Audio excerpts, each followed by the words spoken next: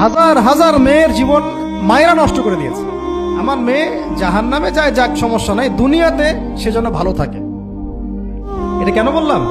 একটা সুদখোরের ঘরে তুলে দিতে সে দ্বিধাবোধ করতেছে না, একটা দুর্নীতিবাজের ঘরে তুলে দিতে দ্বিধাবোধ করতেছে না, একটা ঘুষখোরের ঘরে তুলতে দ্বিধাবোধ করতেছে না, একটা মানে কি বলবো মাদক সেবী, ড্রাগ এডিক্টেড, বা এই যে আর কি বলবো ফাসেক জালেম, এই ধরনের ঘরে উঠাই দিতেও সে দ্বিধাবোধ করছে না। পাঁচতলা বাড়ি চাই আমার মেয়ে পাঁচতলা বাড়ি থেকে সুখে থাকবে। এই যে সুখের ডেফিনেশন এখানে দিয়েছেন আপনারা। এই জন্য কত হাজার হাজার মেয়ের জীবন নষ্ট করে দিয়েছেন আপনারা। আমার কথা মাইন্ড করে না, হাজার হাজার মেয়ের জীবন মায়েরা নষ্ট করে দিয়েছে, শুধুমাত্র মেয়েদের দুনিয়াবি সুখ এর সংজ্ঞাটা বুঝতে ভুল করার কারণে। এর নাম যদি সুখী হইতো তাহলে অমুসলিমরা সুখী না কেন? পশ্চিমারা সুখী না কেন? ওরা আত্মহত্যা করে কেন?